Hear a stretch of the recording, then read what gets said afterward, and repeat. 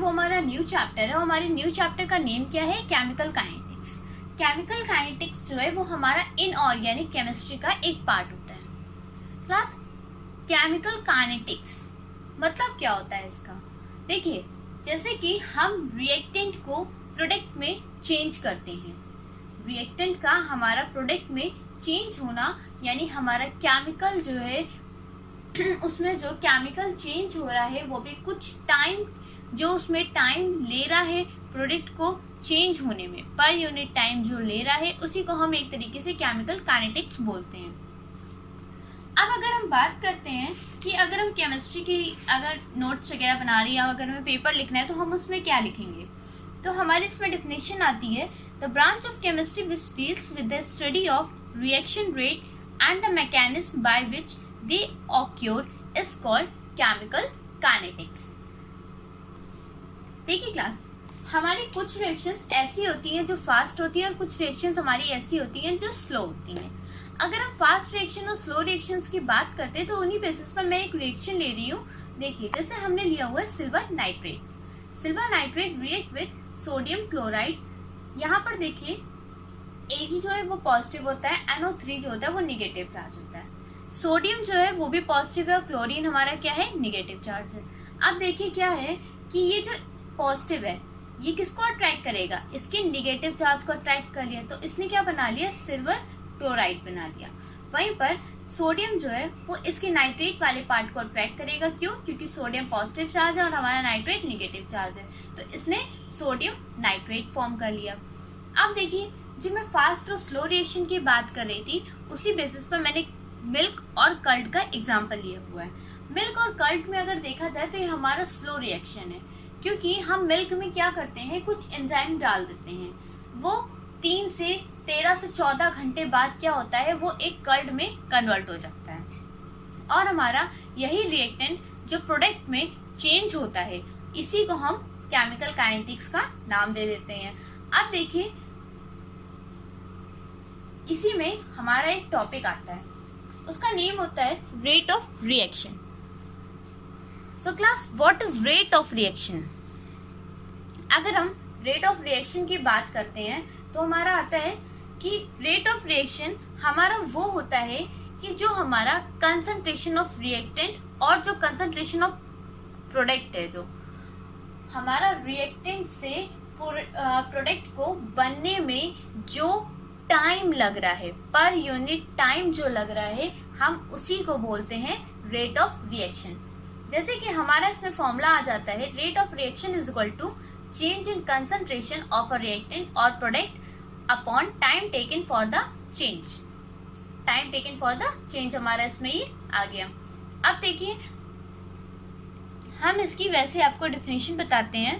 The rate of a chemical reaction may be defined as the change in concentration of any of the reactant or any of the product per unit time is called rate of reaction।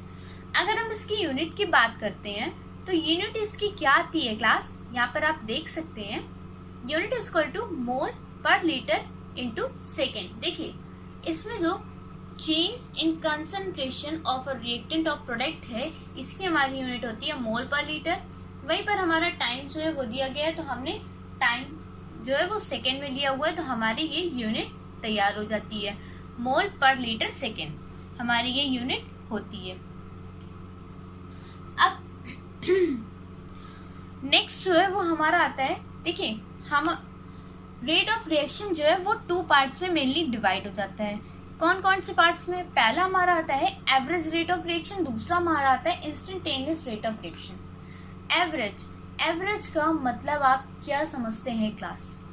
Average का मतलब mainly तो यही होता है ना कि हमारा जो कंसंट्रेशन जो है वो चेंज हो रहा है। देखिए, कंसंट्रेशन ही, मैं पहले आपको सिंपल एग्जांपल देती हूँ। जैसे कि आप लोग की स्कूटी होती है, बाइक होती है, वो क्या होती है? इतने एवरेज के हिसाब से चलती है, इतना एवरेज पर माइल वो देती है, ठीक है? तो ऐसे ही रिएक्शन में भी एवरेज होता है कि वो इतने इंटरवल में, इतने टाइम में वो इतने रिएक्टेंट को इतने प्रोडक्ट में कन्वर्ट कर पाता है।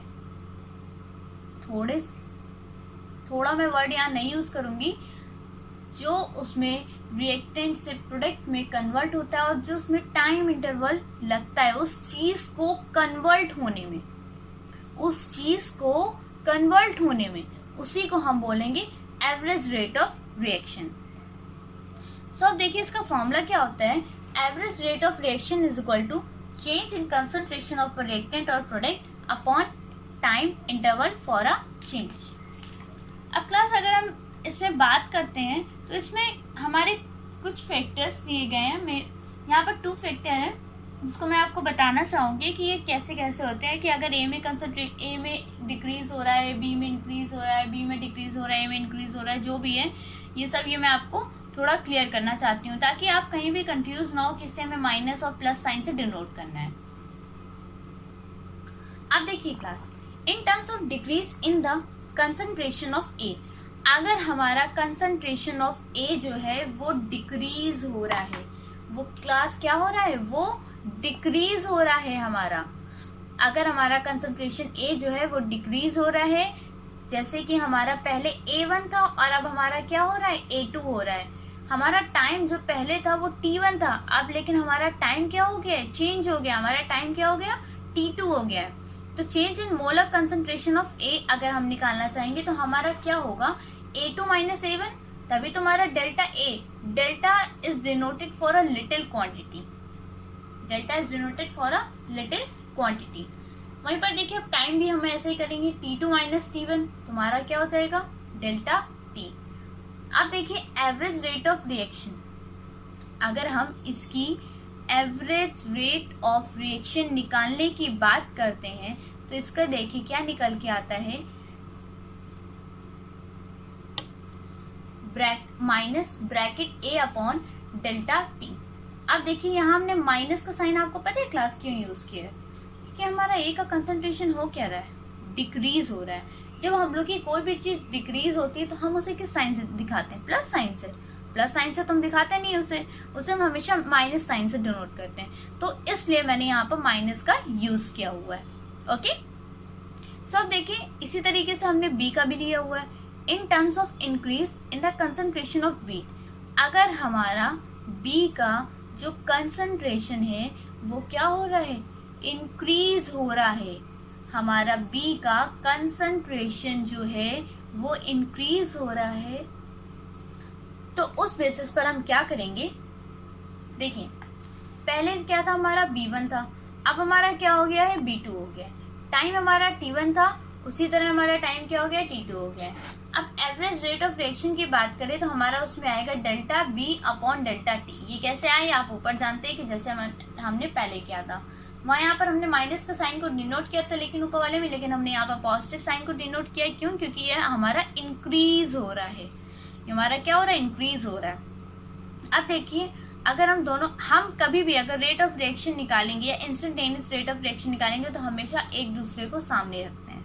तो देखिए ये ए का हो गया हमारा और ये हमारा बी का हो गया। ओके, अब इसी बेसिस पर मैं एक आपको एग्जांपल समझाना चाहूंगी। यहाँ पर मेरे पास 2 एग्जांपल है, मैं दोनों आपको क्लियर करना चाहूंगी। जैसे कि ये for the assumed reaction x2 plus 2y2, x2 plus 2y2 is gives out 2xy2. Write the average rate of reaction in terms of disappear of y2. अगर हमें निकालना है कि y2 जो है उसका डिसअपियरेंस हो रहा है, उस टर्म में अगर हमें rate of reaction average rate of reaction निकालना है तो हम किस तरीके से निकालेंगे, तो आप देख सकते हैं। ओके, जैसे कि हमने यहाँ पर रिएक्शन ले ली x2 plus 2y2 is gives out 2xy2. The average rate of reaction in terms of disappearance of y2, हम y2 के टर्म्स में तो डिसअपियर के निकाल रहे हैं, तो हम क्या करेंगे, माइनस हमारी रिएक्शन में 2y2 जो 2 मल्टीप्लाई था वो हमेशा डिवाइड में चला जाएगा, और अगर कोई चीज उसमें डिवाइड में लिखी होगी तो हमेशा मल्टीप्लाई में आ जाएगी। ठीक है, तुम्हारा हो गया -1/2 delta y2 upon delta t, जैसे कि मैं आपको उतनी देर से यहाँ पर समझा रही थी। उसी तरह ये हमारा शॉर्ट आउट हो गया, बस हमारा इतना ही था, यही पूछा गया था कैसे होगा, कितने टाइम में होगा, तो हमारा बस हो गया, यही बात से खत्म। अब हमारा नेक्स्ट क्वेश्चन है, तो नेक्स्ट क्वेश्चन हमारा क्या है, 4NH3 plus 5O2 is gives out 4NO plus 6H2O, हमें ये देता है। अब देखिए इसमें अगर हम एवरेज रेट निकालेंगे तो एवरेज रेट जो है वो हमारा आता है -1/4। क्यों है यहाँ पर -1/4? क्योंकि पहले हम क्वेश्चन समझ लेते हैं। अमोनिया है वो किस में कन्वर्ट हो रहा है? नाइट्रोजन ऑक्साइड में। ऑक्सीजन जो है वो हमारा किस में कन्वर्ट हो रहा है? वाटर में। एक तरीके से पूरी कंबाइंड रिएक्शन हो रही है। अब इसमें अगर हम एवरेज रेट निकाल रहे हैं तो देखिए ये जो 4 मल्टीप्लाई में वो यहाँ हमारा 4 किस में आ गया? डिवाइड में। और ये चीज हमारी रिएक्टेंट है। रिएक्टेंट हम हमेशा माइनस से डिनोट करेंगे। क्यों? क्योंकि वो प्रोडक्ट फॉर्म करता है, वो खुद को कम करके दूसरों को ज्यादा करता है, तो इसलिए हम उसे किस में डिनोट करते हैं? माइनस में डिनोट करते हैं। -1/4 delta NH3 over delta T is equal to -1/5 delta O2 upon delta T, जैसे कि यहाँ पर था हमारा। फिर is equal to 1/4 delta NO over delta T is equal to 1/6, ये जो हमारे 6 मल्टीप्लाई में थे डिवाइड में होंगे 1/6 delta H2O over delta T हमारा यहाँ पर ये आ जाता है। Okay class, so I don't think कि आप लोग को इसमें कोई भी कंफ्यूजन हो रही है, क्योंकि मैंने हर एक चीज़ बहुत ही अच्छे से आपको समझा दी है। अगर अभी भी आप लोग को कोई अगर प्रॉब्लम हो रही हो केमिकल काइनेटिक्स में जितना मैंने अभी पढ़ाया है, जितना पढ़ाया, अगर आपको उसमें कोई प्रॉब्लम हो रही है तो आप कमेंट में बता सकते हैं। और जो अब हमारा नेक्स्ट टॉपिक होगा वो हमारा इंस्टेंटेनियस रेट ऑफ रिएक्शन होगा। सो आज के लिए थैंक यू क्लास।